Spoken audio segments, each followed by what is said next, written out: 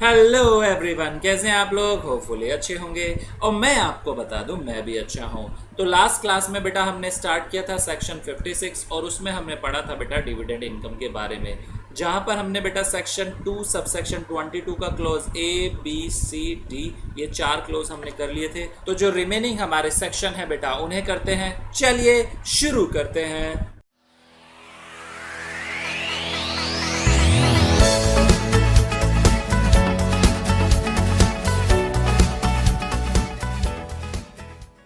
अब जो इंपॉर्टेंट है हमारा क्लॉज ई, उसकी बात कर लेते हैं बेटा। ये जो क्लॉज है ये सिर्फ और सिर्फ प्राइवेट कंपनी पर एप्लीकेबल होता है। समझिए, एडवांस और loan by a closely held company to its shareholder. देखिए सेक्शन क्या बोलता है, मैं समझाता हूं आपको। देखिए बेटा, सेक्शन क्या बात करता है, सेक्शन 2 सब सेक्शन 22 क्लॉज ई बात करता है कि डिविडेंड इंक्लूड्स, डिविडेंड में क्या क्या इंक्लूड्स किया जा रहा है। बेसिकली सेक्शन को हम 3 पार्ट में डिवाइड करेंगे बेटा। सेक्शन किस पर अप्लाई होता है? क्लोजली हेल्ड कंपनी, यानी बेटा private company.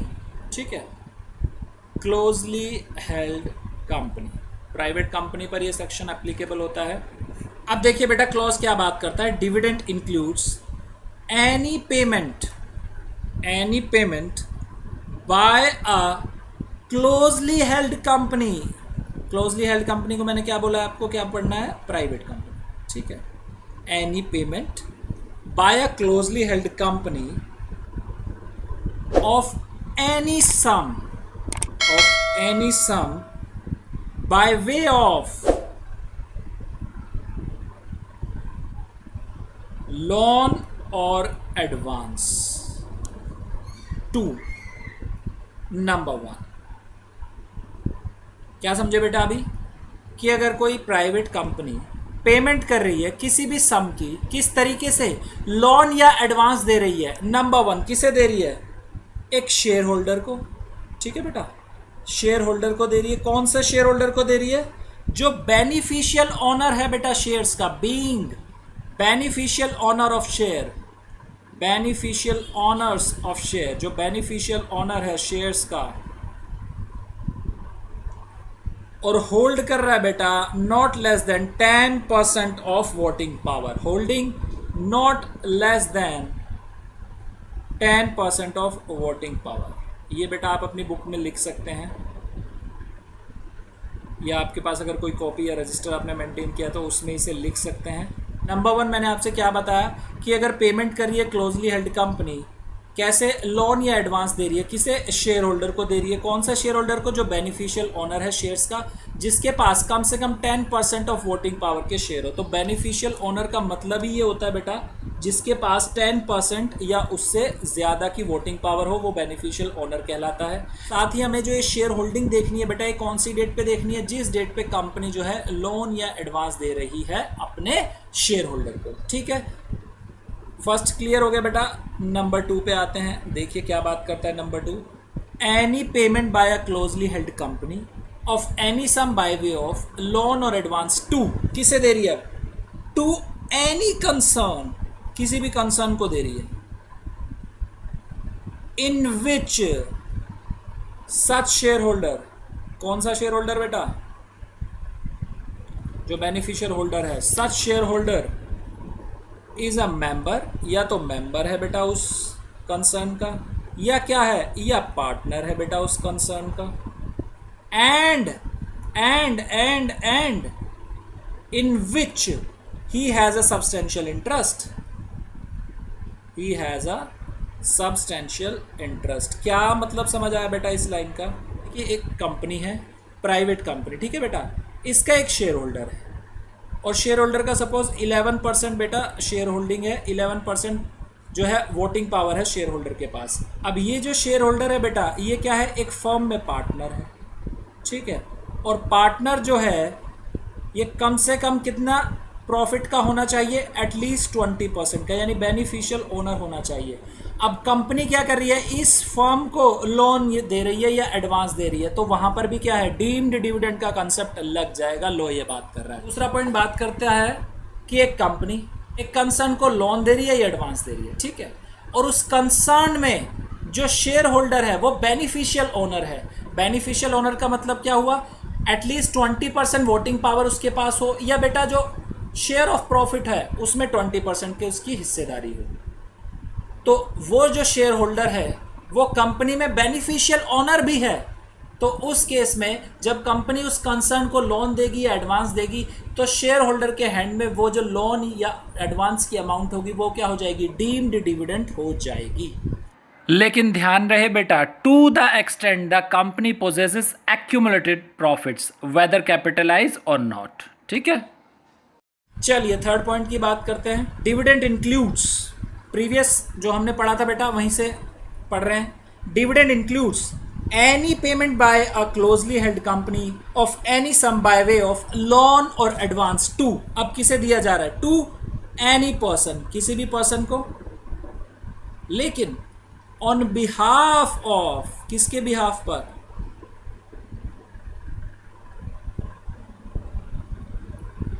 for the individual benefit of such shareholder, for the individual benefit of such share holder. कौन सा शेयर होल्डर बेटा, बेनिफिशियल ओनर। देखिए अब लॉ क्या बात कर रहा है यहां पर।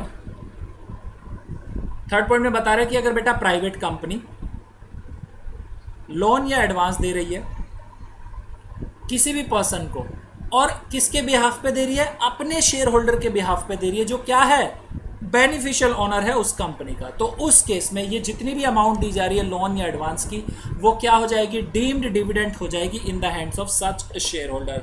एक बात इसमें ध्यान देना बेटा, ये जो डीम्ड डिविडेंड होता है क्लॉज ई वाला, सेक्शन 2 सबसेक्शन 22 क्लॉज ई पढ़ रहे हैं, इसमें जो क्लॉज ई का जो ये डिविडेंड होता है बेटा, बेसिकली इस पे जो टैक्स रेट लगता है वो लगता है बेटा 30% का, 30% प्लस 12% का सरचार्ज और 4% जो है एजुकेशन सेस, यानी जो इफेक्टिव रेट आता है बेटा वो आता है 34.944%। ये लग जाता है बेटा इन द हैंड्स ऑफ कंपनी, और इसमें ग्रॉसिंग अप का कोई भी कंसेप्ट नहीं है, ध्यान देना। अर्लियर जो बेटा clause A B C D में फॉल करते थे उन पे ग्रॉसिंग अप एप्लीकेबल होता था, रेट कितना था 15% का, और ग्रॉसिंग अप करके कितना हो जाता था रेट 20.555% का हो जाया करता था।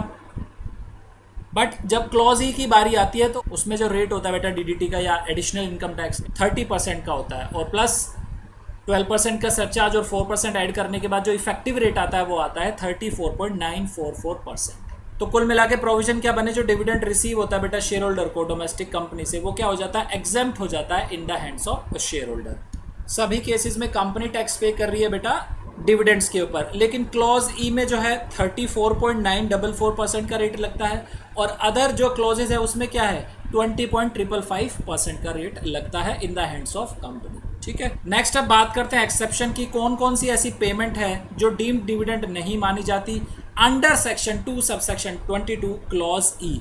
Number 1, if loan is granted in the ordinary course of business and lending of money is substantial part of company business, loan advances to the shareholder or to the specific concern is not deemed to be dividend। देखिए अगर company का business ही है बेटा loan और advance देना, तो उस case में जो लोन और एडवांसेस दिए जा रहे हैं कंपनी द्वारा शेयर होल्डर को या कंसर्न को, जिसमें शेयर होल्डर क्या है बेटा बेनिफिशियल ओनर है, सब्सटेंशियल इंटरेस्ट रखता है, तो उस केस में ये जो लोन एडवांसेस दिए गए हैं ये क्या हो जाएंगे, डीम्ड डिविडेंड नहीं होंगे।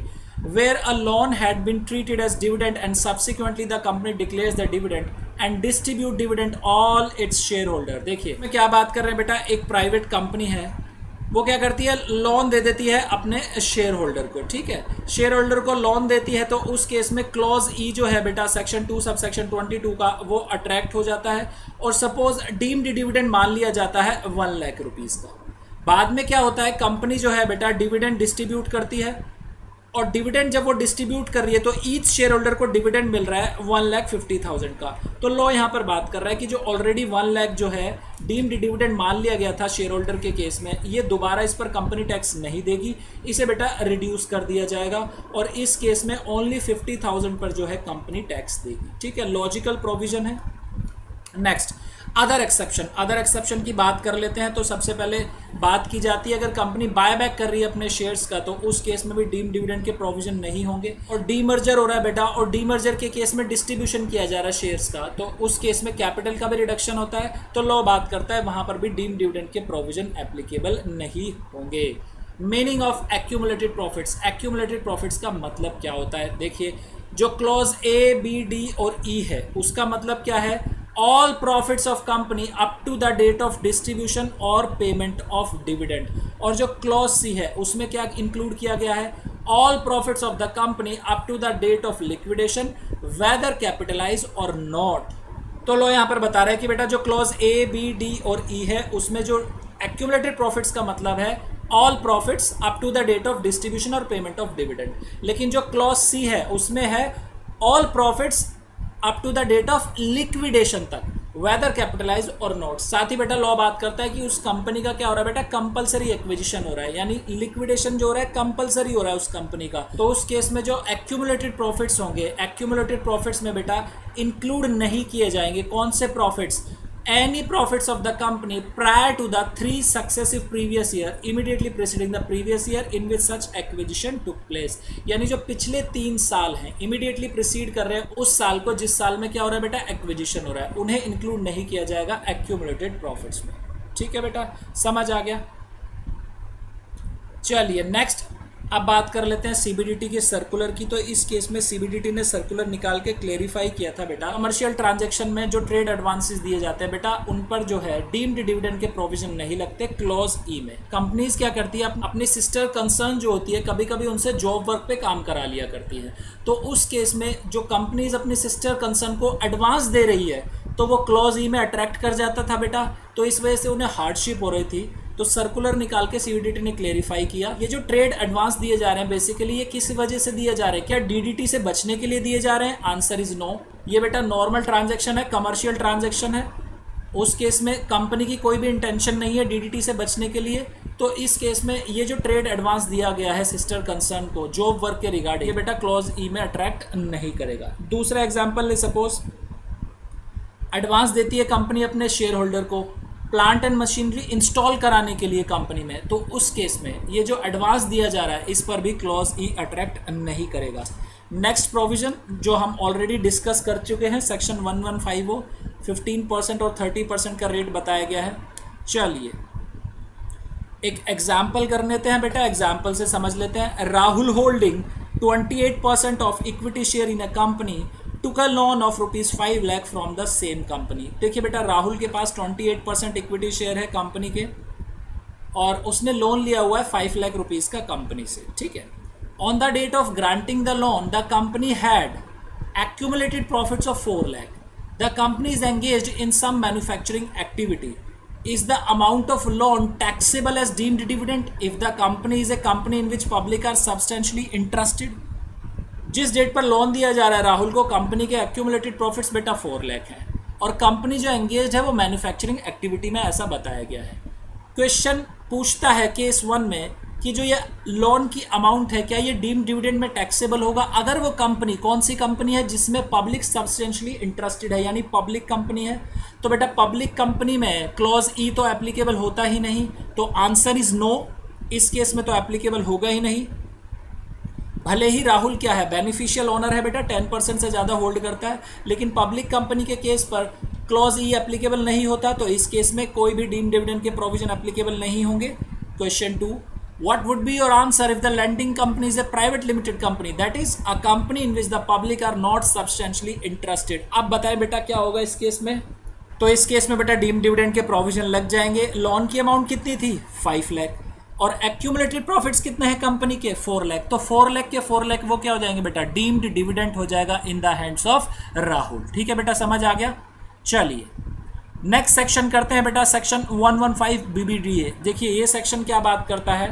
बेसिकली ये सेक्शन बात करता है बेटा रिच टैक्स के कंसेप्ट को, जो हमारे लेट फॉर्मर फाइनेंस मिनिस्टर थे मिस्टर अरुण जेटली, उनका ये कंसेप्ट था। रिच लोग हैं उन पे ज़्यादा टैक्स लगना चाहिए, जो रिच नहीं है बेटा उन पे कम लगना चाहिए।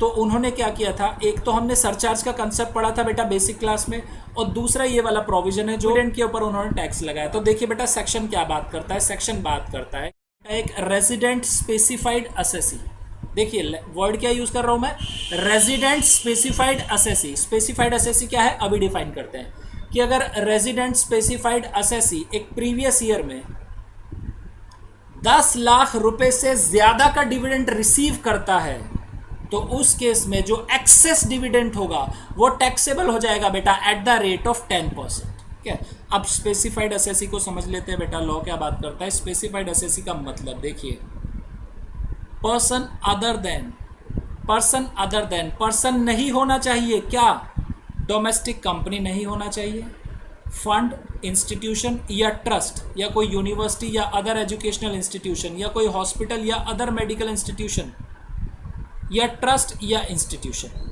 और कौन सा ट्रस्ट या इंस्टीट्यूशन नहीं होना चाहिए, कौन सा मेडिकल इंस्टीट्यूशन नहीं होना चाहिए, तो याद करिए बेटा, इसे हमने एक बार और पढ़ा था, section 10 subsection 23C clause 4, 5, 6, 6A और रजिस्टर्ड अंडर 12A और 12AA। यहाँ पर जो बात की गई है ना बेटा, ये की गई है चैरिटेबल और रिलीजियस ट्रस्ट की, और ये वाला जो ट्रस्ट बात किया गया है बेटा, ये बात किया गया है जैसे अगर कोई हॉस्पिटल बनता है चैरिटेबल पर्पस के लिए या कोई यूनिवर्सिटी बनी है, उनकी बात की गई है।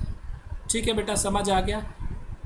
यानी डोमेस्टिक कंपनी नहीं होनी चाहिए, फंड या इंस्टीट्यूशन नहीं होना चाहिए, कोई ट्रस्ट या यूनिवर्सिटी नहीं होना चाहिए, कोई चैरिटेबल या रिलीजियस ट्रस्ट भी होना चाहिए, प्लस कोई बेटा नॉन रेजिडेंट भी नहीं होना चाहिए या फॉरेन कंपनी भी नहीं होना चाहिए। ध्यान देना, वर्ड क्या यूज है, रेजिडेंट इन इंडिया, यानी नॉन रेजिडेंट भी इंक्लूड नहीं होगा, फॉरेन कंपनी भी इंक्लूड नहीं होगी, यानी नॉन रेजिडेंट भी इंक्लूड नहीं होगा और फॉरेन कंपनी भी इंक्लूड नहीं होगी। तो इफेक्टिवली कौन कौन इंक्लूड नहीं होंगे, किन किन के ऊपर ये प्रोविजन नहीं लगेगा, नॉन रेजिडेंट के ऊपर नहीं लग रहा, फॉरेन कंपनी के ऊपर नहीं लग रहा, डोमेस्टिक कंपनी के ऊपर नहीं लग रहा, चैरिटेबल और रिलीजियस ट्रस्ट के ऊपर नहीं लग रहा, या N23C क्लॉज 4, 5, 6, 6A में जो रजिस्टर्ड फंड है, इंस्टीट्यूशन है, यूनिवर्सिटी है, एजुकेशनल इंस्टीट्यूशन है, उनके ऊपर भी एप्लीकेबल नहीं है।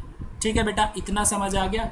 दूसरी बात एक और समझिए, इसमें जो डिविडेंड इंक्लूड किया गया है वो सेक्शन 2 सबसेक्शन 22 के क्लॉज ए से लेके डी तक उन्हें भी इंक्लूड कर लिया गया है, लेकिन क्लॉज ई वाला जो डिविडेंड है वो इंक्लूड नहीं किया गया। सर आपने तो बताया था कि डीम डिविडेंड जो है उस पर कंपनी टैक्स देती है, वो तो एग्जाम्प्ट है अंडर सेक्शन 1034, मतलब प्रोविजन क्या बना, समझ नहीं आया, कंफ्यूज हो गए सर। देखिए बेटा, प्रोविजन क्या बना समझिए, मैं समझाता हूँ आपको। लॉ बात कर रहा है बेटा, देखिए सपोज एक रेजिडेंट इंडिविजुअल है, ठीक है, रेजिडेंट इंडिविजुअल,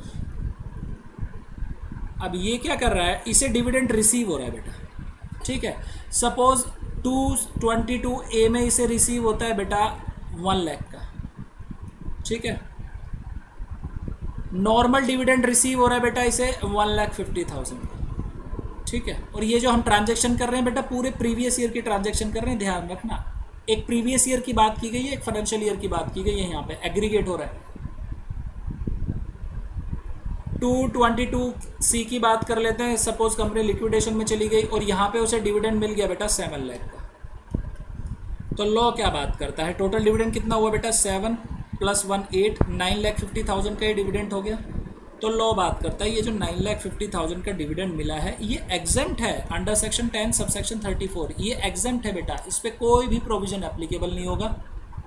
लेकिन अगर ये अमाउंट 10 लाख को एक्सीड कर जाती है, मार्क माई वर्ड्स, 10 लाख को मैंने एक्सीड करने को बोला बेटा, 10 लाख को एक्सीड कर जाती है, तब बेटा सेक्शन 1034 के प्रोविजन जो एप्लीकेबल होंगे वो कहाँ तक होंगे, अप टू 10 लाख तक, अप टू 10 लाख, यानी 10 लाख तक ही एग्जम्पशन मिलेगी। 10 लाख से ज़्यादा होते ही जितनी भी अमाउंट है वो 10% की रेट से टैक्सेबल हो जाएगी, प्लस उस पर 4% का एजुकेशन सेस भी लगेगा। लॉ ये बात कर रहा है, ठीक है, समझ आ गया। यानी इस केस में अगर ये डिविडेंड 7 की जगह मैं बात करूँ 9 लाख मिलता उसे 222C में, तो कितना हो जाता बेटा, ये 11,50,000 हो जाता। एक्सीड कितना कर गया 10 लाख से, 1,50,000 एक्सीड कर गया। तो इस केस में 1,50,000 इंटू 10% कितना आ गया 15,000, प्लस उस पर 4% का सेस लगा दीजिए, ये टोटल अमाउंट बन जाती बेटा टैक्स की, असेसी के हैंड। ठीक है, समझ आ गया।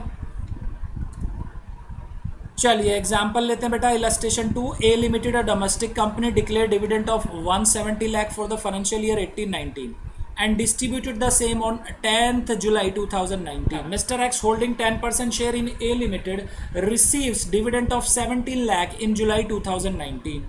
Mr. Y holding 5% shares in A Limited received dividend of 8.5 lakh.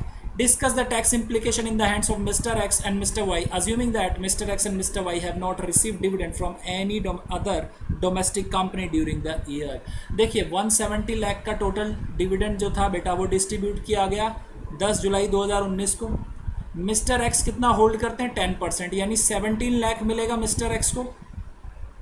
ठीक है, 17 लाख 10 लाख को एक्सीड करता है, यानी 7 लाख के ऊपर बेटा 10.4% लग जाएगा.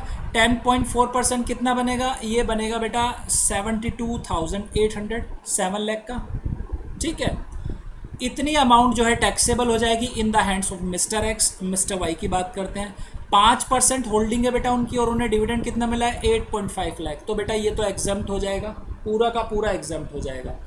8.5 लाख एग्जम्प्ट हो जाएगा अंडर सेक्शन 1034. मिस्टर एक्स के केस में कितना एग्जम्प्ट होगा, सिर्फ और सिर्फ 10 लाख एग्जम्प्ट होगा, बाकी टैक्सेबल हो जाएगा. ठीक है, तो फ्लो चार्ट से समझिए बेटा. Dividend is it received from a domestic company, if no then fully taxable, पूरा का पूरा टैक्सेबल हो जाएगा बेटा अगर डोमेस्टिक कंपनी से नहीं मिलता. डोमेस्टिक कंपनी से मिला है, आंसर इज यस.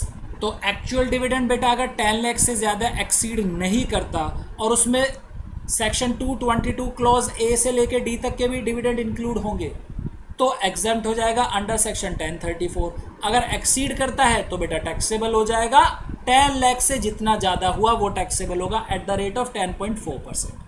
और अगर डीम डिविडेंड है बेटा 222E का तो वो बेटा फुली एग्जम्प्ट होता है, उस पर 115 BBDA के प्रोविजन नहीं एप्लीकेबल होते. चलिए अब सेकंड टाइप की इनकम पे आते हैं बेटा, कैजुअल इनकम पर. कैजुअल इनकम होती क्या है तो समझिए, छोटा सा कंसेप्ट है. कैजुअल इनकम का मतलब होता है वो सारी इनकम जो विनिंग्स होती है कहाँ से, lotteries, crossword puzzles, race including horse race, card games और other games of any sort, gambling, betting etcetera. ये जो विनिंग्स होती है बेटा ये चार्जेबल होती है at the flat rate of 30% under section 115BB. ठीक है बेटा, यानी कौन सी इनकम इसमें आ गई, आपने एक बहुत फेमस शो सुना होगा कौन बनेगा करोड़पति, वहाँ से जो भी इनकम आ रही है बेटा वो टैक्सेबल हो जाती है एट द रेट ऑफ 30%. ठीक है, समझ आ गया आपको.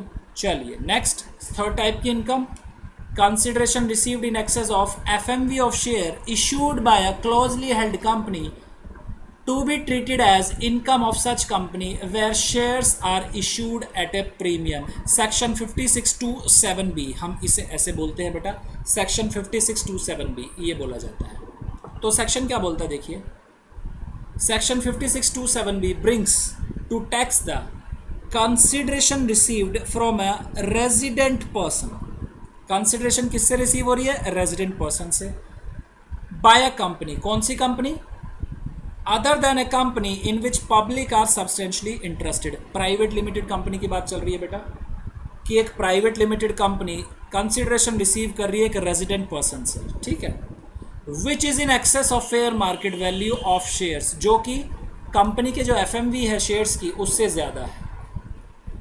अब provision, such excess is to be treated as the income of a closely held company taxable under section 56(2) under the head income from other sources in case where consideration received for issue of share exceed the face value of share, that is where share are issued at a premium. तो लो क्या बात कर रहा है बेटा, जो access receive हो रही है क्लोजली हेल्ड कंपनी को वो क्या कर दी जाएगी, टैक्स कर दी जाएगी in the hands of private limited company as income from other sources. ठीक है बेटा, यानी बेसिकली क्या हो रहा है, जो शेयर्स हैं वो प्रीमियम पे इशू किए जा रहे हैं, तो जब प्रीमियम मिल रहा है कंपनी को वो टैक्सेबल कर दिया जा रहा है in the hands of company. Fair market value कैसे कंसीडर की जाएगी वो देखिए, fair market value of share shall be the higher of the value as may be determine in accordance with the prescribe method. इसके लिए बेटा rule 11 UA है, वो हमें नहीं पढ़ना. या substantiated by the company to the satisfaction of AO based on the value of its assets on the date of issue of share. या तो बेटा कंपनी जो है कंप्यूट करके बताए, सब्सटैंशिएट करें, AO जो है उससे सेटिस्फाई होना चाहिए. कंपनी ये जो कैलकुलेट करेगी अपनी FMV ये कैसे करेगी, based on the value of assets on the date of issue of shares. For the purpose of computation of FMV, the value of asset would include the value of intangible assets being goodwill, know-how, patents, copyright, trademark, license, franchisee or any other business or commercial rights of similar nature. तो basically law क्या बात कर रहा है कि अगर कोई private limited company एक रेजिडेंट पर्सन से अपने शेयर्स की एफएमवी से एक्सेस मनी रिसीव कर रही है, वो एक्सेस मनी टैक्सेबल हो जाएगी in the hands of private limited company. Further law बात कर रहा है कि एफएमवी कैसे कंप्यूट की जाएगी। एफएमवी वो बोलता है दो तरीके से कंप्यूट की जाएगी, या तो जो रूल्स बताए गए हैं उनके अकॉर्डिंग, या कंपनी जो है एओ को सेटिस्फाई करे, सब्सटेंशिएट करे, यानी कंप्यूट करके बताए on the basis of value of assets on the date of issue of share. चलिए बेटा बात करते हैं कुछ एग्जांपल्स की। एग्जांपल दिए हुए हैं, ए प्राइवेट लिमिटेड एक कंपनी है, नंबर ऑफ शेयर्स कितने बेटा 10,000, फेस वैल्यू क्या है शेयर की 100 रुपीज़ और एफएमवी है 120। इशू जो किया जा रहा है वो किया जा रहा है 130 पर। तो बेटा 5627B के प्रोविजन क्या बोलते थे कि अगर जो एफएमवी से एक्सीड कर रही है अमाउंट रिसीव कर रही है closely held company resident person से, तो उस केस में जो एक्सेस अमाउंट है वो टैक्सेबल हो जाएगी। एफएमवी से एक्सेस कितना है बेटा 10 रुपीज़ है, तो ये 10 रुपीज़ इंटू 10,000 करिए, कितना आ गया 1 लाख आ गया। तो 1 लाख की जो अमाउंट है वो टैक्सेबल हो जाएगी in the hands of a private limited company. Next B private limited, number of share 20,000, face value कितनी है बेटा 100, एफएमवी कितनी है 120 और 110 क्या है बेटा इशू प्राइस। तो क्या इस केस में 5627 भी अट्रैक्ट होगा? Answer is no. एफएमवी से तो एक्सीड नहीं कर रहा बेटा, तो इसलिए 5627 भी अट्रैक्ट नहीं होगा। चलिए बेटा मूव करते हैं हम नेक्स्ट टाइप ऑफ इनकम पर। Next fourth, interest received on compensation or enhanced compensation deemed to be the income in the year of receipt and taxable under the head income from other sources। बेटा ये हम section already cover कर चुके हैं, section number हमने वहाँ पर नहीं बात की थी, बट प्रोविजन जो है हम ऑलरेडी कवर कर चुके हैं। सेक्शन ये है बेटा 5628 जो बात करता है कि अगर असेसी को इंटरेस्ट रिसीव हो रहा है किसी कंपनसेशन पर या एनहेंस्ड कंपनसेशन पर, तो ये टैक्सेबल हो जाएगा। कौन से ईयर में टैक्सेबल होगा? उस ईयर में टैक्सेबल होगा जिसमें रिसीट हो रही है इस इंटरेस्ट की। ठीक है बेटा। चलिए next fifth type of income, advance forfeited due to failure for negotiation for transfer of a capital asset to be taxable as income from other sources, section 5629। ये सेक्शन हमने पढ़ा था बेटा 51 सेक्शन के साथ, याद करिए। Advance forfeiture capital gains 1 for 2014 से पहले क्या हुआ करता था, कॉस्ट ऑफ एक्विजिशन में से रिड्यूस कर दिया जाता था एडवांस, और 1 for 14 के बाद क्या होने लगा, जो एडवांस मनी फॉरफिट की जाती थी वो टैक्सेबल हो जाया करती थी बेटा इन the hands of receiver income from other sources में। ठीक है, यह भी हम डिस्कस कर चुके हैं। चलिए बेटा अब बात करते हैं सेक्शन 56(2)(10) की। बहुत ही इंपॉर्टेंट सेक्शन है बेटा, और इस सेक्शन का जो इम्पैक्ट पड़ने वाला है वो कई सारे सेक्शन के साथ पड़ेगा, तो उन सभी सेक्शंस को मिक्स करके हम कुछ क्वेश्चन भी करेंगे आज की क्लास में। एनी सम ऑफ मनी और वैल्यू ऑफ प्रॉपर्टी, देखिए दो चीजें, सम ऑफ मनी और value of property, received without consideration or for inadequate consideration to be subject to tax in the hands of a recipient। Recipient के hand में बेटा tax करने की बात की गई है अगर सम ऑफ मनी रिसीव हो रहा है या वैल्यू ऑफ प्रॉपर्टी रिसीव हो रहा है। ठीक है बेटा, विदाउट कंसिडरेशन रिसीव हो रहे हैं या इनएडिक्वेट कंसिडरेशन में रिसीव हो रहे हैं तो टैक्स लग जाएगा इन the hands of a recipient. अब देखिए बेटा, ये जो सेक्शन लाया गया था बेसिकली ये सेक्शन लेके आए थे ब्लैक मनी को कर्ब करने के लिए। यूजुअली आदमी ब्लैक मनी कहाँ पे लगाता है बेटा? प्रॉपर्टी में। प्रॉपर्टी इमूवेबल भी हो सकती है और मूवेबल भी हो सकती है। ब्लैक मनी को रोकने के लिए, उसे कर्ब करने के लिए बेटा इंटेंशन थी गवर्नमेंट की, तो इनकम टैक्स एक्ट में इस प्रोविजन को लाया गया 56(2)(10) को। समझते हैं बेटा इस प्रोविजन के बारे में। देखिए चलिए पहले बात करते हैं बेटा सम ऑफ मनी की। If any sum of money is received without consideration and the aggregate value of which exceed rupees 50,000, the whole of the aggregate value of such sum is chargeable to tax। देखिए क्या बात करता है section, बात कर रहा है कि अगर कोई पर्सन किसी अनदर पर्सन से रिसीव करता है 50,000 से ज़्यादा की अमाउंट, और ये जो अमाउंट रिसीव कर रहा है बेटा एग्रीगेट में पूरे साल में या वन टाइम, ठीक है, विदाउट कंसिडरेशन रिसीव कर रहा है, तो उस केस में ये जो पूरी की पूरी अमाउंट है बेटा वो टैक्सेबल हो जाएगी in the hands of a recipient as income from other sources under section 56(2)(10)। जैसे बात करें बेटा एक एग्जाम्पल की, सपोज एक पर्सन का नाम है संदीप, ठीक है, और इनके जो फ्रेंड है उनका नाम है बेटा अभिनव। अब होता क्या है देखिए, अब अभिनव क्या करता है बेटा, संदीप को जो है 60,000 रुपीज़ क्या कर देता है, गिफ्ट कर देता है। तो इस केस में लॉ बोलता है कि जो संदीप है रिसीवर है उसके हैंड में बेटा 56,210 अट्रैक्ट हो जाएगा, और ये 60,000 रुपीज़ जो हैं ये किसकी इनकम हो जाएगी, ये इनकम हो जाएगी संदीप की। ठीक है बेटा, समझ आ गया। ये बात करता है प्रोविजन सम ऑफ मनी के रिगार्डिंग। चलिए नेक्स्ट अब बात करते हैं इमूवेबल प्रॉपर्टी की। इमूवेबल प्रॉपर्टी बीइंग लैंड और बिल्डिंग और both. If an immovable property is received without consideration, यानी बेटा सिंपली गिफ्ट करी जा रही है, the stamp duty value of such property would be taxed as the income of recipient if it is exceed ₹50,000। देखिए without consideration में क्या बात करते हैं, बात करें बेटा इसी एग्जाम्पल की, तो इस एग्जाम्पल में अब अभिनव क्या करते हैं, एक प्लॉट ऑफ लैंड जो है बेटा वो संदीप को गिफ्ट कर देते हैं। ठीक है, ये जो प्लॉट ऑफ लैंड है इसकी जो स्टैम्प ड्यूटी वैल्यू है वो है बेटा ₹10 लाख, यानी 50,000 से एक्सीड कर रही है स्टैम्प ड्यूटी वैल्यू। तो उस केस में लॉ बात करता है जो संदीप है, जो रेसिपिएंट है, उसने ये जो प्लॉट ऑफ लैंड रिसीव किया है विदाउट कंसिडरेशन, तो संदीप के हाथ में बेटा ये प्लॉट ऑफ लैंड की जो एसटीवी है, जितनी अमाउंट है उसकी, वो टैक्सेबल हो जाएगी under the head income from other sources. ठीक है बेटा, अगर बेटा इस प्लॉट ऑफ लैंड की बेटा एसडीवी होती सपोज ₹40,000, क्या टैक्सेबल होता in the hands of Sandeep? Answer is no, नहीं होता। अगर 50,000 होती तो बेटा क्या टैक्सेबल होता? नो, 50,000 से एक्सीड करना चाहिए तभी ये टैक्सेबल होगा। ठीक है बेटा, अर्लियर जो हमने केसेस किया बेटा वो भी विदाउट कंसिडरेशन वाला किया। नेक्स्ट जो हमने इमूवेबल प्रॉपर्टी वाला जो एग्जाम्पल किया है वो भी विदाउट कंसिडरेशन का किया। अब बात करते हैं बेटा विद कंसिडरेशन की। फॉर एन इनएडिक्वेट कंसिडरेशन, यानी कंसिडरेशन दी जा रही है लेकिन इम्प्रॉपर कंसिडरेशन है, एडिक्वेट नहीं है, तो उस केस में if consideration is less than the stamp duty value of the property and the difference between the stamp duty value and consideration is more than the higher of 50,000, 5% of consideration।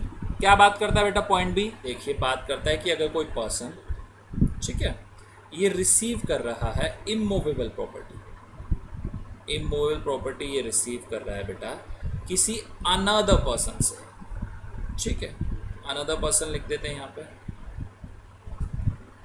और ये जो immovable property वो receive कर रहा है, ये कैसे receive कर रहा है बेटा? इनएडिक्वेट कंसिडरेशन के साथ। इनएडिक्वेट कंसिडरेशन पर ये रिसीव की जा रही है, तो उस केस में 56,210 कब अट्रैक्ट होगा? तो लॉ बात करता है जो सेल्स कंसिडरेशन है इमूवेबल प्रॉपर्टी की, अगर वो एसडीवी से कम है, जो स्टैम्प ड्यूटी वैल्यू है किसकी? इमूवेबल प्रॉपर्टी की, तो बेटा 56,210 अट्रैक्ट हो जाएगा।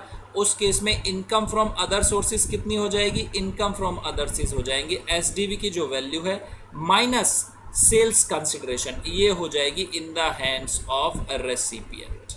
ठीक है बेटा, इतना समझ आ गया कि अगर कोई इमूवेबल प्रॉपर्टी इनएडिक्वेट कंसिडरेशन पर रिसीव कर रहा है कोई पर्सन, और उसकी जो सेल कंसिडरेशन है वो स्टैम्प ड्यूटी वैल्यू से कम है, तो जो रिसीवर होगा उसके हैंड में इनकम फ्रॉम अदर सोर्सेज क्या होगा? स्टैम्प ड्यूटी वैल्यू माइनस जो सेल कंसिडरेशन है वो हो जाएगी। लेकिन लेकिन लेकिन यहाँ पर एक कंडीशन है बेटा, एक प्रोविजो है। ठीक है, प्रोविजो क्या बात करती है? प्रोविजो बात करती है अगर difference between stamp duty value and sale consideration वो कितना है? 50,000 तक है, अप टू 50,000 बोल दें, या लेस देन इक्वल्स टू, और 5% ऑफ सेल कंसिडरेशन, जो सेल कंसिडरेशन है उसके 5% तक है, तो इस केस में बेटा 56,210 एप्लीकेबल नहीं होगा। समझ आया बेटा? जैसे एग्जांपल के साथ करते हैं बेटा, देखिए सपोज इमूवेबल प्रॉपर्टी जो है उसकी स्टैम्प ड्यूटी वैल्यू है वो है बेटा ₹10 लाख, ठीक है, और जो सेल्स कंसिडरेशन है वो है बेटा ₹9.5 लाख। ठीक है, तो 56,210 क्या बात करता है कि अगर इमूवेबल प्रॉपर्टी इनएडिक्वेट कंसिडरेशन पर एक पर्सन रिसीव कर रहा है और स्टैम्प ड्यूटी वैल्यू जो है उसकी एक्सीड करती है सेल कंसिडरेशन से, तो 56,210 लग जाएगा। प्रोवाइडेड जो डिफरेंस है स्टैम्प ड्यूटी वैल्यू और सेल कंसिडरेशन में वो कितना होना चाहिए, 50,000 तक होना चाहिए या 5% ऑफ सेल कंसिडरेशन होना चाहिए, तब जो है 56,210 नहीं लगेगा। तो हमारे केस में एसडीवी कितनी है बेटा, एसडीवी है हमारी 10 लाख, ठीक है। सेल कंसिडरेशन कितनी है, 9.5 लाख। कितना डिफरेंस आ गया, ये डिफरेंस आ गया सर 50,000, ठीक है। दूसरा पॉइंट चेक करिए, 5% of sale consideration. Sale consideration कितनी है बेटा, 9.5 लाख। इसका 5% कंप्यूट करिए, ये आ गया बेटा 47,500। तो दोनों में हाइयर कौन सा है बेटा, हाइयर है 50,000। तो क्या इस केस में 56,210 लग जाएगा, आंसर इज नो, 56,210 नहीं लगेगा। देखिए बेटा 56,210 बेटा कब अट्रैक्ट करा रहे हैं, डिफरेंस है एसडीवी और सेल कंसिडरेशन में। अगर वो 50,000 से ज्यादा एक्सीड कर जाता है तो तभी अट्रैक्ट करा रहे हैं बेटा 56,210। अदरवाइज अगर डिफरेंस 50,000 तक है तो बेटा 56,210 अट्रैक्ट नहीं होगा।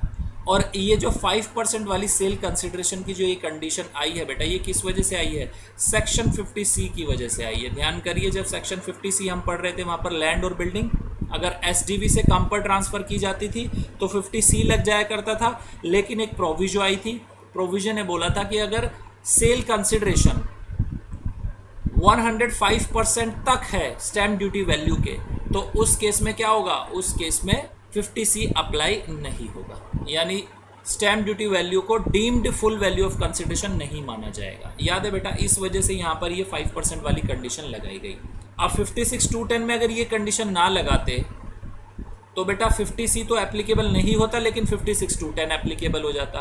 इसलिए 56,210 पर उन्होंने इमूवेबल प्रॉपर्टी के रिगार्डिंग ये कंडीशन लगा दी कि अगर स्टैम्प ड्यूटी वैल्यू और सेल कंसिडरेशन का जो डिफरेंस है 50,000 तक है या 5% ऑफ सेल कंसिडरेशन है, उस केस में एप्लीकेबल नहीं होगा। दूसरे शब्दों में बात कहें कि बेटा कि 56,210 जो है रिसीवर के हैंड में एप्लीकेबल हो जाएगा अगर स्टैम्प ड्यूटी वैल्यू और सेल कंसिडरेशन का जो डिफरेंस है वो एक्सीड करता है हाइयर ऑफ दो कंडीशन से, नंबर 1 या तो 50,000 से या 5% ऑफ सेल कंसिडरेशन से।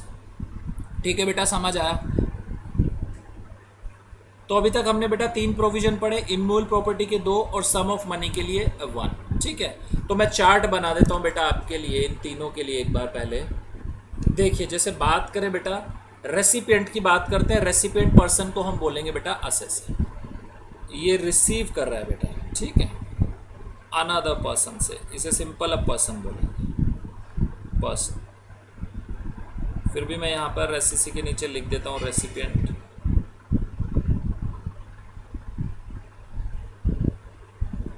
रेसिपिएंट। अब असेसी जो रेसिपिएंट है वो रिसीव कर रहा है, रिसीव्स। क्या रिसीव कर रहा है बेटा, number 1 any sum of money, any sum of money. ठीक है बेटा, एनी सम ऑफ मनी ये रिसीव करता है जिसकी एग्रीगेट वैल्यू क्या है बेटा, एक्सीड करती है 50,000 से, एक्सीड करती है 50,000 से। तो लॉ क्या बात करता है, लॉ बात करता है कि 56,210 अट्रैक्ट हो जाएगा। तो पूरी की पूरी वैल्यू यानी होल ऑफ द वैल्यू वो क्या हो जाएगी बेटा, टैक्सेबल हो जाएगी in the hands of a recipient, या इनकम फ्रॉम अदर सोर्सेज हो जाएगी in the hands of a recipient. ठीक है बेटा, समझ आ गया। एक बात यहाँ पे ध्यान देना, विदाउट कंसिडरेशन रिसीव की जा रही है और ये बेटा पूरे फाइनेंशियल ईयर की देखी जाती है, यानी एग्रीगेट सम देखा जाता है इसमें।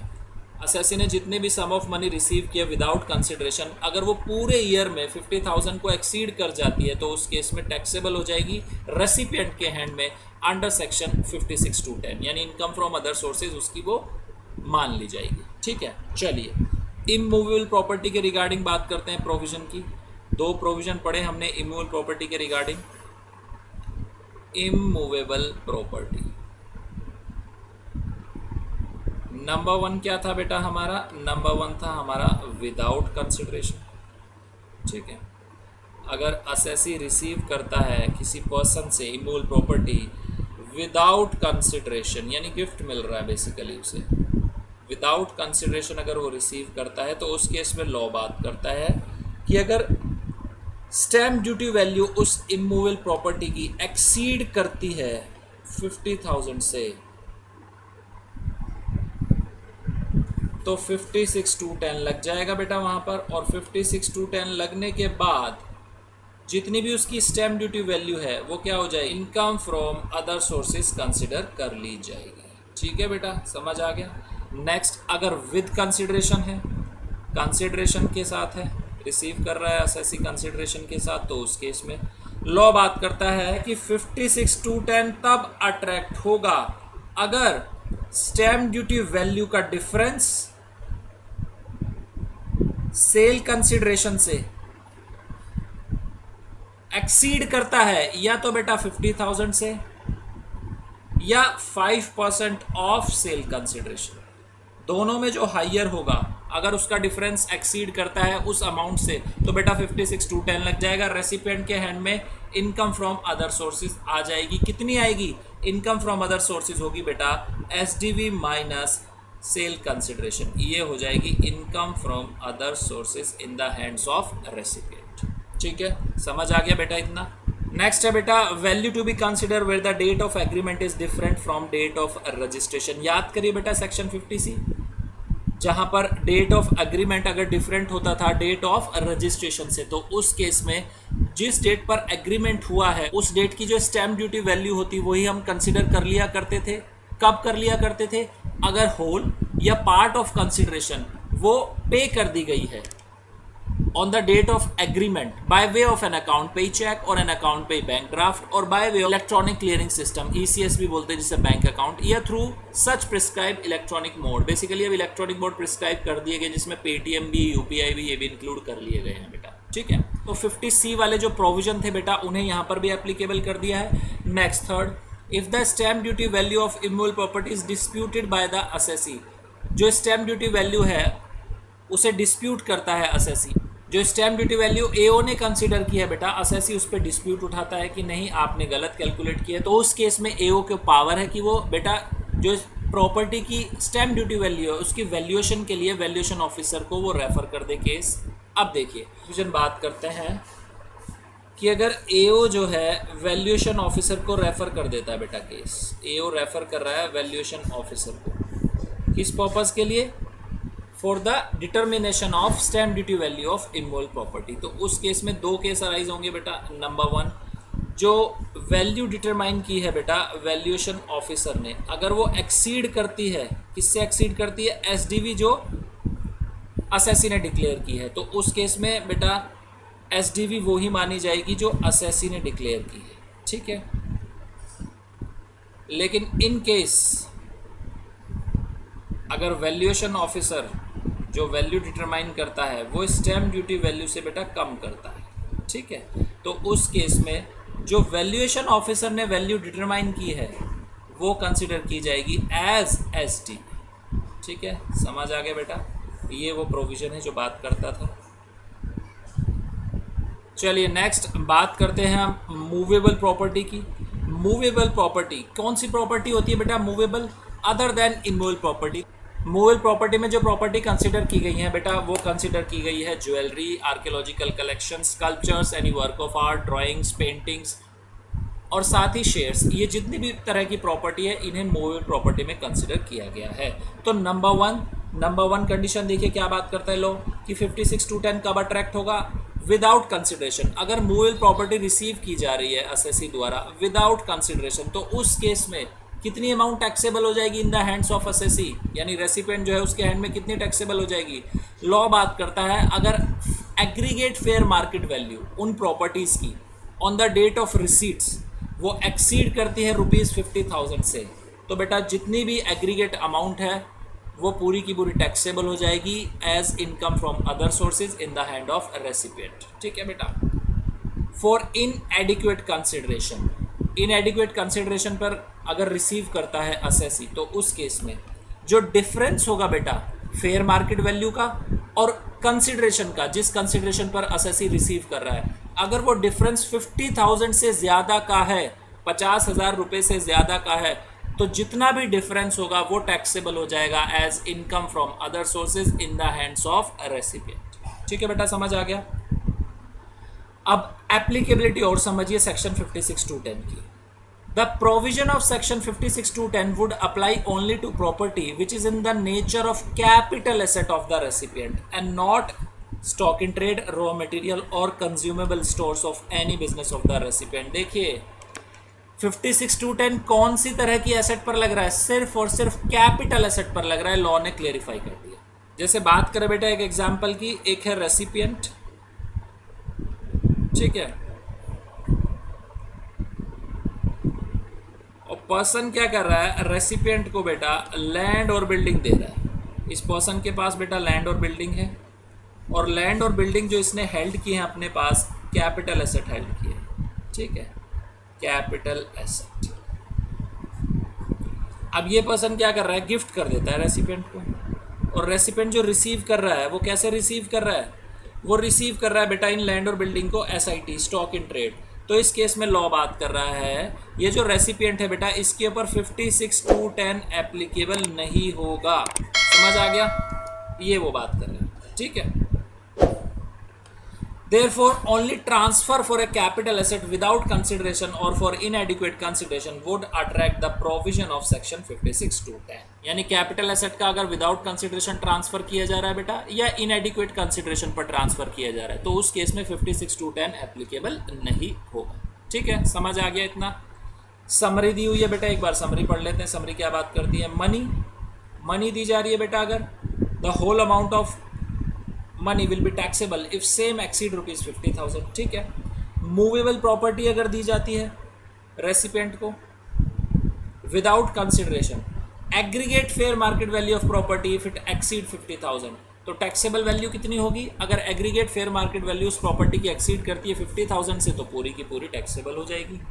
इनएडिक्वेट कंसिडरेशन के लिए जो डिफरेंस होगा एग्रीगेट फेयर मार्केट वैल्यू और सेल कंसिडरेशन में, अगर वो एक्सीड करता है 50,000 रुपीज से तो बेटा जो डिफरेंस की अमाउंट है वो टैक्सेबल हो जाएगी in the hands of recipient.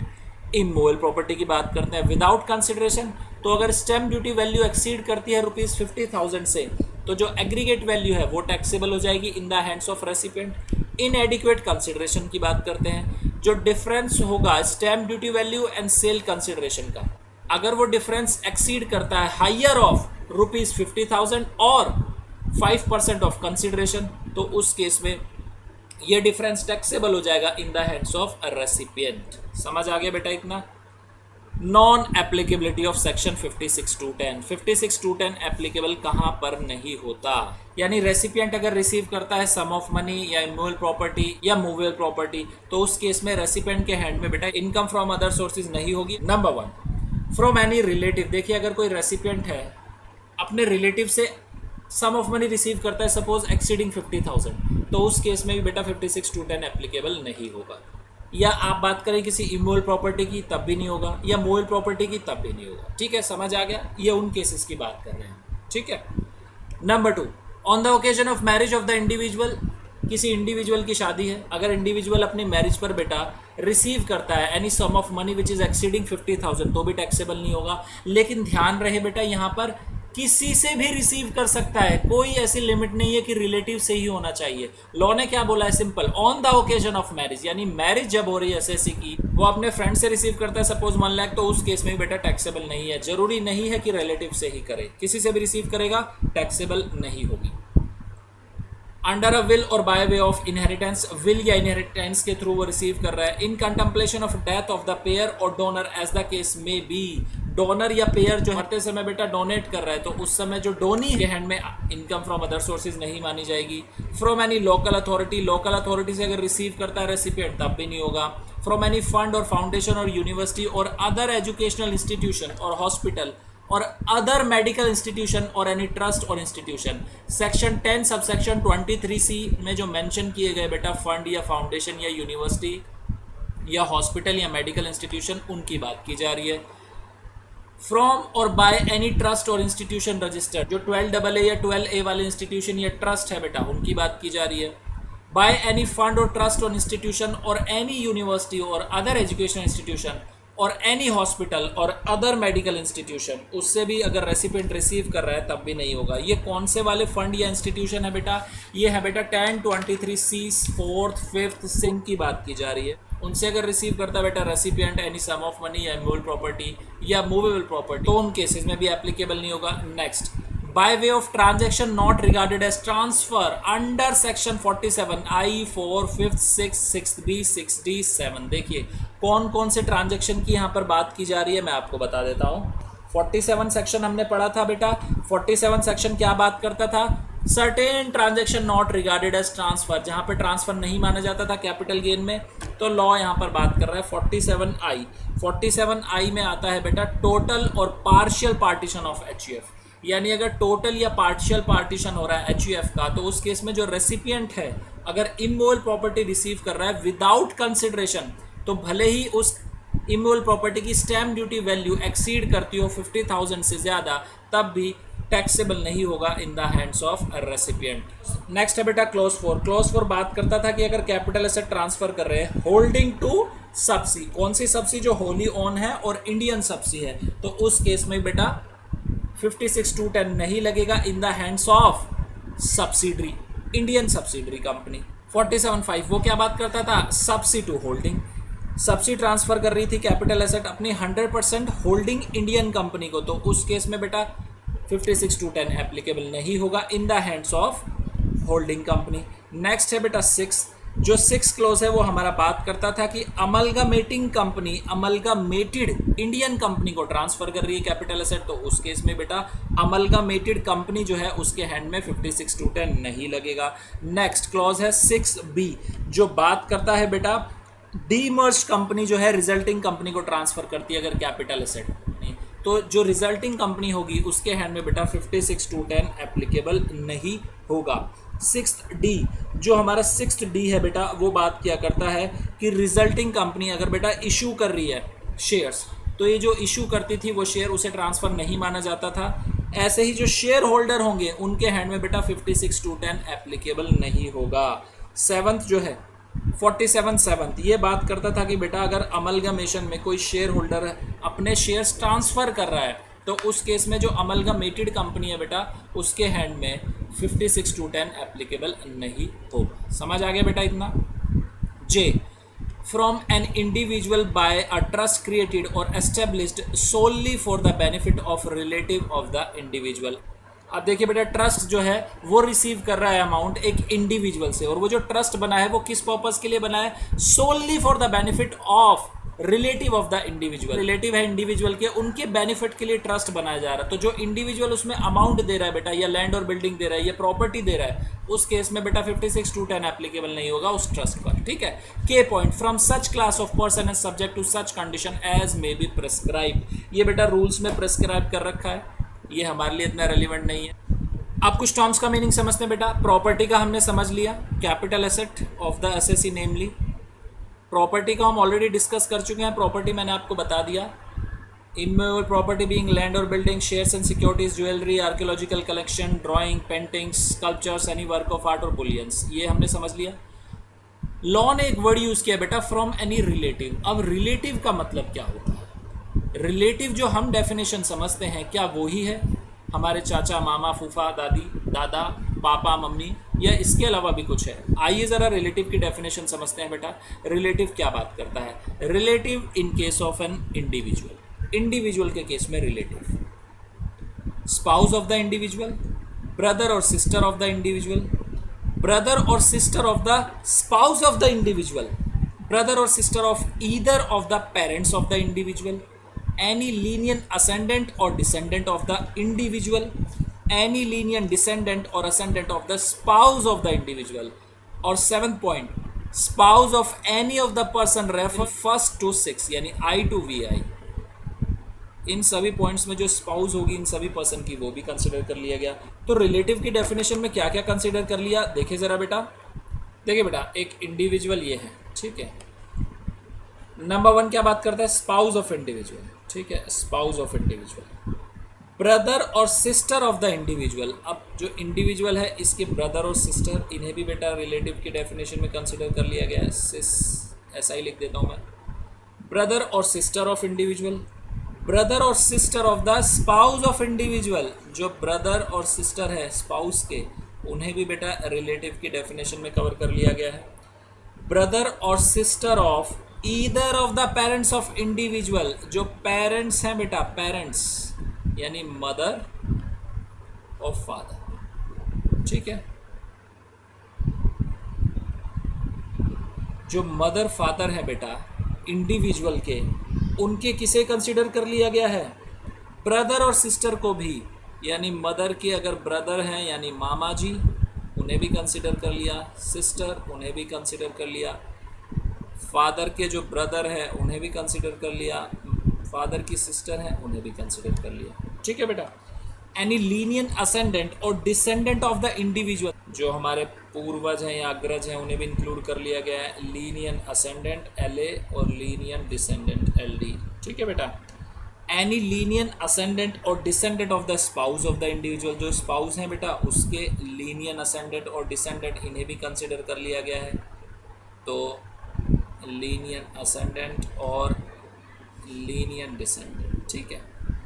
Spouse of any of the person refer to in first to six, अब फर्स्ट टू सिक्स जो थे उसके सभी स्पाउस, यानी ब्रदर की जो स्पाउस है बेटा वो भी, सिस्टर का जो स्पाउस है वो भी, मदर की जो सिस्टर हैं उनका जो स्पाउस है वो भी, मदर के जो ब्रदर हैं उनका स्पाउस वो भी, फादर के जो स्पाउस हैं वो भी। इसे हम करेंगे नहीं क्योंकि ऑलरेडी मदर और फादर को इंक्लूड कर लिया गया है, लेकिन लॉ तो यही बात करता है कि जो मदर फादर है उनके स्पाउस को भी इंक्लूड कर लिया गया है। फादर के जो ब्रदर हैं उनके स्पाउस, फादर की जो सिस्टर है उनकी स्पाउस, स्पाउस के जो ब्रदर हैं उसकी स्पाउस, स्पाउस के जो सिस्टर है उसकी स्पाउस, इन्हें भी कंसिडर कर लिया गया है, ठीक है बेटा, समझ आ गया। लीनियन असेंडेंट है उसकी स्पाउस, लीनियन डिसेंडेंट है उसकी स्पाउस, लीनियन असेंडेंट स्पाउस वाले उनकी स्पाउस, लीनियन डिसेंडेंट स्पाउस वाले उनकी स्पाउस। तो काफ़ी फैला हुआ रिलेशन बनाया है इनकम टैक्स एक्ट ने रिलेटिव की डेफिनेशन में। सिंपल जो हम सोचते थे चाचा चाची ताया ताई, वहाँ तक नहीं है, उससे आगे भी उन्होंने काफ़ी बढ़ा दिया है, ठीक है बेटा, इसे आप अपनी बुक्स में नोट कर लीजिए। चलिए next, in case of HEF, तो HEF के केस में बेटा सिर्फ एनी मेंबर देयर ऑफ, तो HEF के केस में सिर्फ और सिर्फ बेटा मेंबर को कंसिडर किया गया है रिलेटिव की डेफिनेशन में, मेंबर अगर नहीं है तो रिलेशन नहीं है, ठीक है, समझ आ गया। 56 to 10 समझ आ गया बेटा। इम्पैक्ट समझते हैं, आइए एग्जाम्पल के साथ। एक पर्सन है बेटा मिस्टर ए, ठीक है, अब ये मिस्टर ए जो है मैसर्स P&N कंपनी, ये चार्टर्ड अकाउंटेंट की फर्म है और उसमें बेटा पार्टनर बनना चाहता है, ठीक है, चार्टर्ड अकाउंटेंट्स।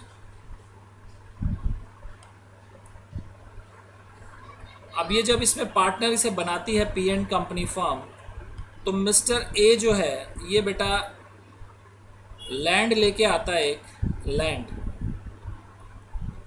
जिसकी स्टैम्प ड्यूटी वैल्यू जो है वो है ₹10 लाख, और इस लैंड की वैल्यू जो फर्म ने अपनी बुक्स में रिकॉर्ड की है वो रिकॉर्ड किया बेटा ₹8 लाख। अब देखिए बेटा यहाँ पर कौन कौन से सेक्शन अट्रैक्ट हो रहे हैं, ज़रा उन्हें समझते हैं। नंबर 1 ध्यान दीजिए बेटा, याद करिए सेक्शन नंबर 45 सब सेक्शन 3 जो बात करता था कि अगर पार्टनर अपनी फर्म को कैपिटल एसेट दे रहा है तो उस केस में सेक्शन 45(3) क्या बात करता था, वहाँ पर ट्रांसफ़र मान लिया जाएगा, और जो फर्म की बुक्स में अमाउंट रिकॉर्ड हुई है उस कैपिटल एसेट की वो क्या मान ली जाती थी, वो मान ली जाती थी सेल कंसिडरेशन, ठीक है, इतना ध्यान आ गया। सेक्शन 45(3) एक सेक्शन तो ये अट्रैक्ट हो गया। तो इस एग्जाम्पल में छोटी सी इन्फॉर्मेशन और दे देता हूँ मैं। मिस्टर ए ने जो लैंड परचेज़ किया था बेटा, ये परचेज़ किया था उन्होंने with in a year for ₹7 lakh, ठीक है, 7 लाख का उन्होंने ये परचेज़ किया था। चलिए 45(3) लगाइए ज़रा, क्या बात करता था 45(3)? फुल वैल्यू ऑफ कंसिडरेशन क्या हो जाएगा इसमें, जो अमाउंट रिकॉर्ड की है फर्म ने अपनी बुक्स में 8 लाख हो गया बेटा, ठीक है। रुकिए, याद करिए बेटा सेक्शन 50C। 50C क्या बात करता था कि अगर लैंड या बिल्डिंग या दोनों का ट्रांसफर किया जा रहा है स्टैम्प ड्यूटी वैल्यू से कम प्राइस पर, तो उस केस में सेक्शन 50C बात करता था जो स्टैम्प ड्यूटी वैल्यू होगी वो क्या हो जाएगी, deemed as full value of consideration. वहां पर एक प्रोविजो भी थी बेटा जो बात करती थी कि अगर स्टैम्प ड्यूटी वैल्यू 105% है किसका, सेल कंसिडरेशन का, तो 50C एप्लीकेबल नहीं होगा। सेल कंसिडरेशन क्या मानी गई है बेटा, 8 लाख। इसका ज़रा 105% करो, कितना आएगा, 8,40,000 आ जाएगा बेटा। स्टैम्प ड्यूटी वैल्यू कितनी है, स्टैम्प ड्यूटी वैल्यू है 10 लाख। 50C अट्रैक्ट हो गया, आंसर इज यस। तो फुल वैल्यू ऑफ कंसिडरेशन क्या होंगे, अब यहां पे लिखा जाएगा सब्जेक्ट टू सेक्शन 50C, ठीक है। और फुल वैल्यू ऑफ कंसिडरेशन क्या हो जाएगी, फुल वैल्यू ऑफ कंसिडरेशन हो जाएगी बेटा इस केस में 10 लाख रुपीस, ठीक है। इतना समझ आ गया। Minus cost of acquisition reduce करिए। विद इन ए ईयर मैंने आपको बोला था शॉर्ट टर्म कैपिटल गेन है, ठीक है। 7 लाख जो है यहाँ पर रिड्यूस हो जाएंगे। तो ये जो 3 लाख के बेटा short term capital gain arise हुए, ये किसके हैंड में अराइज होंगे, ये अराइज हुए हैं मिस्टर ए के हैंड में, ठीक है बेटा। इतना समझ आ गया। अभी अभी आपने एक सेक्शन पढ़ा था बेटा, कौन सा सेक्शन पढ़ा था, सेक्शन 56 to 10 पढ़ा था कि नहीं। क्या बात करता था वो सेक्शन, वो बोलता था कि अगर कोई रेसिपिएंट रिसीव करता है इमूवेबल प्रॉपर्टी बीइंग लैंड और बिल्डिंग, और वो रिसीव कर रहा है विदाउट कंसिडरेशन, तो उस केस में अगर इमूवेबल प्रॉपर्टी की स्टैम्प ड्यूटी वैल्यू एक्सीड करती है 50,000 से, तो जितनी भी अमाउंट है जो एग्रीगेट वैल्यू है वो क्या हो जाएगी, income from other sources in the hands of a recipient. तो इस केस में बेटा पर्सन की डेफिनेशन में फर्म आता है कि नहीं, आता है, यानी फर्म कवर हो गया, यस। 56 to 10 में फर्म कवर हो गया। अब देखिए 56 to 10 एप्लीकेबल हो रहा है कि नहीं हो रहा है। स्टैम्प ड्यूटी वैल्यू कितनी है, 10 लाख, एक्सीड करता है 50,000 को, आंसर इज यस। तो इस केस में रेसिपेंट के हैंड में टैक्सेबल हो गए बेटा ₹10 लाख। ये जो 10 लाख की जो अमाउंट है ये टैक्सेबल हो गई इन द हैंड्स ऑफ फर्म, हो गई कि नहीं हो गई, इनकम फ्रॉम अदर सोर्सेज। अब देखिए लॉ यहाँ पर क्या कर रहा है, डेलिब्रेटली उन्होंने डबल टैक्सेशन लगाया है। एक बार तो बेटा 3 लाख रुपीज़ यहाँ मिस्टर ए से रिकवर कर लिए, और दूसरा 56 to 10 लगाकर 10 लाख रुपीज़ जो है रेसिपिएंट से ले लिए। तो ये जो डेलिब्रेटली डबल टैक्सेशन किया गया है ये इस वजह से किया गया है कि जो ट्रांजैक्शन हो वो सही प्राइस पर हो। ये जो ट्रांजैक्शन बेटा कम वैल्यू पर की जाती थी, यहाँ पर जो है बेटा ब्लैक मनी का सर्कुलेशन हुआ करता था। इस वजह से बेटा गवर्नमेंट ने क्या किया, ब्लैक मनी को कर्ब करने के लिए यहाँ पर डेलिब्रेटली डबल टैक्सेशन लगा दिया। तो अब फर्म पे भी 10 लाख रुपीज़ पे टैक्स लगेगा, और जो मिस्टर ए हैं ट्रांसफरर हैं उन्हें तो कैपिटल गेन देना ही देना है, ठीक है। अगर इस फर्म के आप टैक्स एडवाइज़र होते तो क्या एडवाइस करते, आप क्या बोलते, फर्म को बोलते कि जो आप बुक्स में अपनी वैल्यू रिकॉर्ड कर रहे हैं वो 8 लाख ना करके जो स्टैम्प ड्यूटी वैल्यू है लैंड की उस पर रिकॉर्ड करिए। तो इससे क्या होता, फर्म के हैंड में बेटा 56 to 10 अट्रैक्ट नहीं होता। एक बात मैं आपको और ध्यान दिला देता हूँ, जब भी बेटा सेक्शन 56 to 10 लगता है, 56 to 10 लगता है, रेसिपेंट के ऊपर लगता है, तो उस केस में एक सेक्शन और आता है, सेक्शन 49 सबसेक्शन 4, जो बात करता है कॉस्ट ऑफ एक्विजिशन की। Section 49 subsection 4 cost of acquisition बताता है in the hands of recipient कहिए या बायर कहिए। तो 49(4) बात करता है कि जो वैल्यू 56 to 10 के लिए कंसिडर की गई है एसेट की, यानी जिस वैल्यू पर 56 to 10 लगाया गया है वही वैल्यू 49(4) के लिए कॉस्ट ऑफ एक्विजिशन हो जाएगी in the hands of buyer. तो इस केस में बेटा 56 to 10 के लिए कौन से वैल्यू कंसिडर की गई, वैल्यू कंसिडर की गई 10 लाख। तो रेसिपिएंट के हैंड में यही वैल्यू क्या हो जाएगी, कॉस्ट ऑफ एक्विजिशन। रेसिपिएंट कौन है बेटा, फर्म। तो फर्म के हैंड में जो कॉस्ट ऑफ एक्विजिशन होगी इस लैंड की वो क्या हो जाएगी, वो हो जाएगी बेटा 10 लाख रुपीज़, ठीक है। समझ आ गया। इस केस में हमने बेटा 3 सेक्शन किए, कौन कौन से, 45(3), 50C और 56 to 10। तो बेसिकली 56 to 10 का जो इम्पैक्ट है वो कैपिटल गेन चैप्टर में ज़्यादा है, कैपिटल एसेट के साथ है। तो यहाँ पर अपनी क्लास बेटा आज ख़त्म करते हैं। तो बेटा ये थी हमारी आज की क्लास। अब आप करिए इसका रिवीजन। इन केस अगर आपको कोई प्रॉब्लम आती है तो आप कमेंट सेक्शन में लिख सकते हैं या आप हमें व्हाट्सएप कर सकते हैं। हमारा व्हाट्सएप नंबर है 8287377353। तो बेटा मिलते हैं नेक्स्ट क्लास में।